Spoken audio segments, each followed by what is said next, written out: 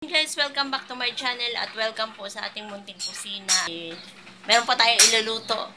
Siyempre, meron po palagi dahil tayo po ay nanay at marami po tayo palagi niluluto. Ito po ang aking mga anak. Yan. Walang ginawa kundi kumain. Yan si Julia. Yan si Ate Eunice. Yan. Kami nagpapagawa sa kanya. Yun po siya. Naka-red. Yan si tatay. Aking biyanan. Tsaka yung customer niya.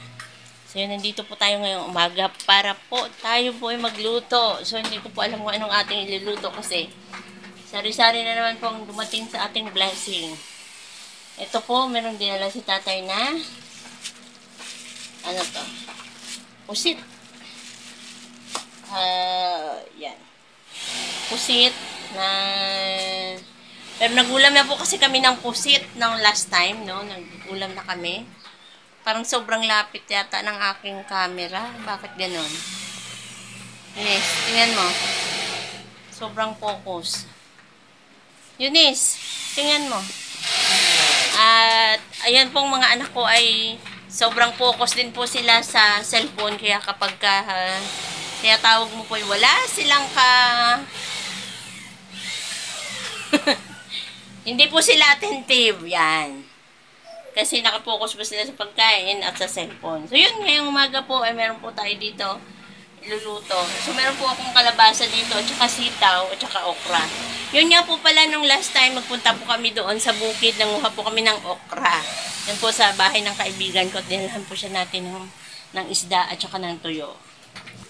At yun po, yan, bumili ako ng tinapay. Namalengke pala kami ng ka-welder ngayong umaga. Ito po yung buns, no? Mahilig po sila dito yung mga bata kasi ginagawa nilang egg sandwich. Ano? Egg sandwich pala. Ay! Ang hirap mag-pronounce. Yan. Ayun si Julia. Na ginawa yan kundi gumulong-gulong lang po dyan. Tapos na kumain. Yun, nandun siya. So yun guys, at hiwa na po natin ang kalabasa, ang ating pong kamatis, sibuyas, tsaka bawang. At ito pong ating sitaw, hiwain ko pa po yan. At meron po tayong okra dito dahil naubos na po yung okra na pinanguha natin. Ang sarap po nun. At promise, nilagay lang po namin yun sa amin pong sinaing. At yun po, sinawsaw na po namin sa toyo at saka suka. Ito po ang ating ingredients, ang ating pong malunggay. So, yun. Meron po doon. Meron din po dito. Pero medyo maliliit po ang dahon nito. Doon po medyo magaganda ang dahon. So pupunta po tayo banda doon para kumuha. Hindi ko lang alam kung kakasya ako dito. Wala. So nandito po tayo ngayon. Mamimitas po tayo ng dahon ng malunggay. At ito po, kunin natin. Yan ang gaganda ng ating malunggay. Kasi umulan na po siya. So nung summer po, hindi po ito mulaklak dahon. So, medyo maano pa po siya. Yan. So, yan. Tama na po yan at marami na po ito. So, yun. Ilalagay po natin ito sa ating munggo. Iba talaga kapag may tanim ka kasi fresh.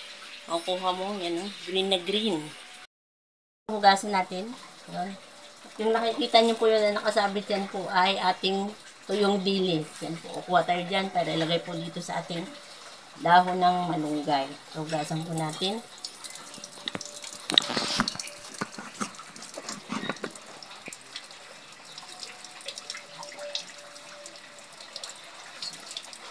Last time si Julia po ang nagtanggal nito. At ngayon po, siya pa rin ang ating patatanggalin nitong ating dahon ng malunggay. O Julia, halika. Tanggalan mo to ng ng ating dahon ng malunggay. Yan po ang gawin ninyo sa inyong anak, imbes na mag-tablet kasi nagta-tablet lang po siya. So yan. Tusan po natin siyang mag-timay ng dahon ng malunggay. How?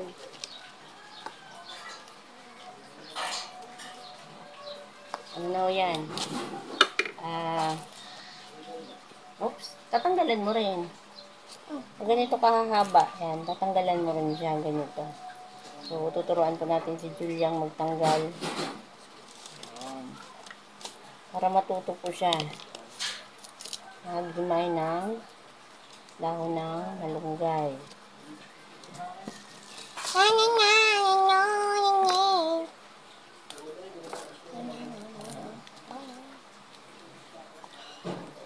Pagka may mga anak po kayong mahilig mag-tablet, mag-cellphone, patulungan nyo po sa pagluluto para ang kanilang kamay ay hindi po, para yung kamay po nila ay nagiging busy po dito sa mga gawain.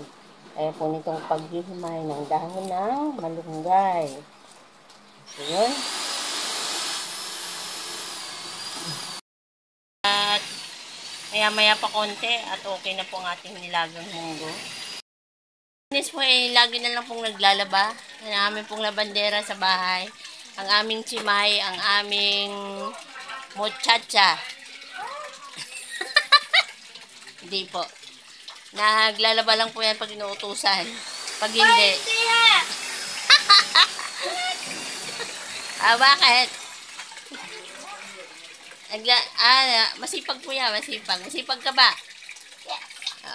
Masipag daw po siya magbihis. Yan. So, yun. At masipag din po ito, are. Masipag ka ba? Masipag ka ba maligo? Hindi siya masipag maligo. Yan, oh. Yan yun, hindi pa po yan naliligo. Ayaw ko maligo. Tapos na. Aba, ang bilis. Tapos na. Tanggalan mo pa ng mga medyo maano. Yan. Huwag mo isasama doon. Ilagay mo siya sa labas ng bilao. Yan. Masunurin naman po yan si Julia. Mabait naman po mga yan.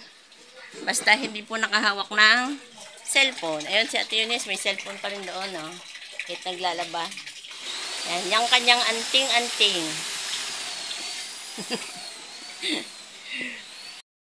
Sa bahay at yan po, palaging ganyan kasi may mga kasama po akong alien. Yan. Hindi po minsan makaintindi ng Tagalog. Kahit Tagalog na po sila. Sila po hindi pa rin makapag-intindi ng Tagalog. Spider-Man. Oops. Spider-Man. At yung mga sound po na yun ay gawa po yun ng ginagawa nila ni Welder. Andun po. May ginagawa siya. So, pagkakatapos po natin magluto, tatawagin na po natin silang kumain. Yan, si Hello. Jim. At tayo po, kukuha muna tayo ng ano?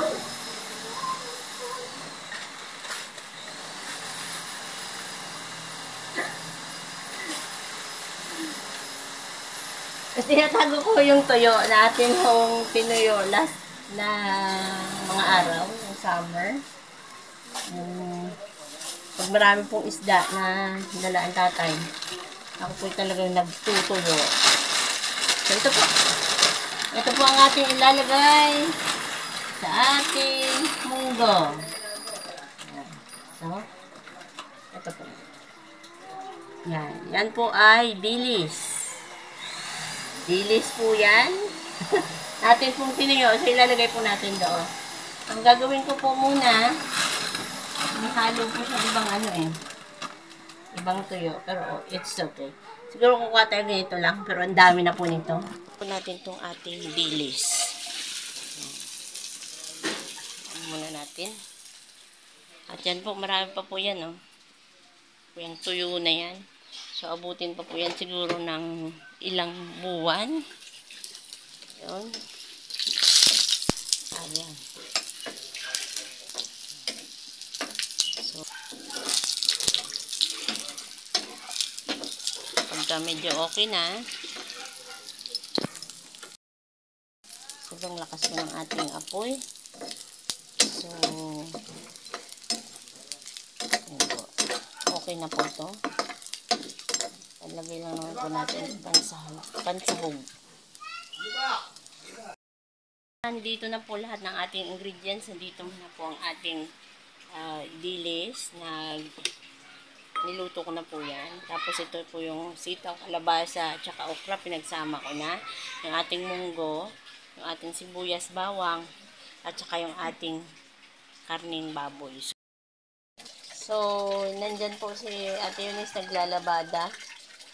Naglalaba po ng aming mga damit. Natulong po yan maglaba. At siguro naman lahat ay nakapagluto na rin ng munggo. Ano? So, ngayon po, luluto po natin ang ating munggo. Ilagay po natin. Konti lang po ilagay nating mantika.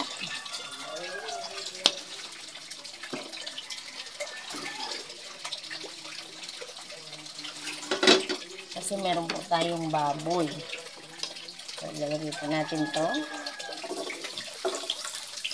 Pagsasabayin ko na po yan, sibuyas tsaka bawang.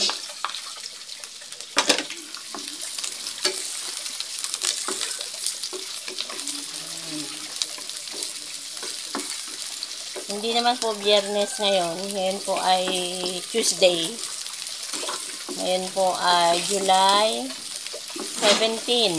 Ayan, 2024. So, 16 lang ba? July 16 daw. Sure ka ha? Hindi na po ako natingin sa kalendaryo. Ayan. Ilalagay po natin yun dyan. Ayan. July 16 daw, sabi ni Ate Eunice. Nagluluto po tayo dito habang naglalaba po doon. Kasi parang uulan. Dapat ako po ang maglalaba. Lamang. Namalengke po ako. Sabi ko, ate, siya na lang muna.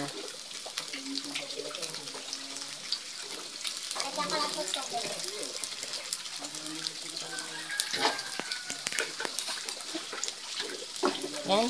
At medyo okay na po ang ating sibuyas at bawang. Ilalagay po natin tong ating kamatis.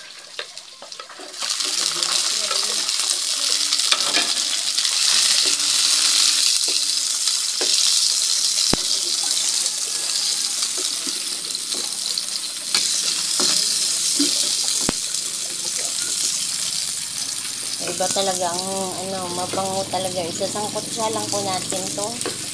Ano to?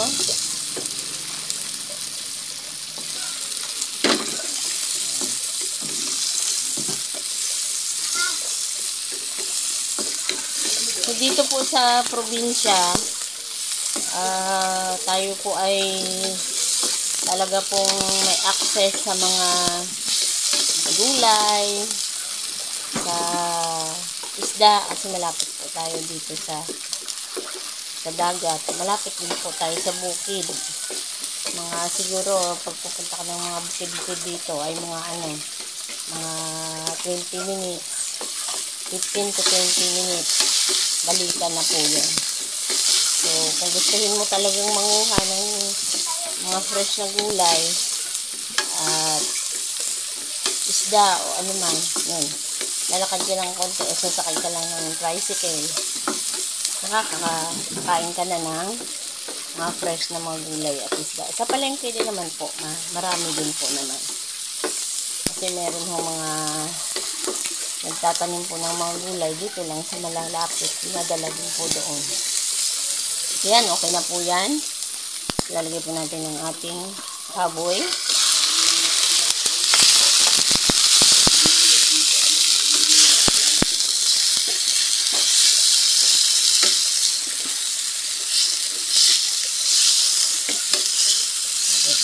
Ang baboy.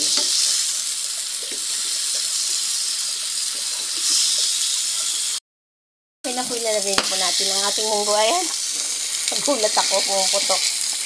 Ayan, ilalagay natin ang ating munggo. Tingnan na po natin kung okay na po. Ayun. Tingnan po natin. Guys, ito na po at nilagay na po natin ang ating mga gulay. Pinagsasabay ko na po yan. Kasi lahat naman po sila matitigas. So, okay lang po yan. Yan na po sila ni Kawalder ng munggo. Ano? Dinengdeng o ano? Tuyo. Ano tawag yan? Kambing. Ha? Hindi dinengdeng. Kambing yan, kambing. Yan, munggo. Try ko na.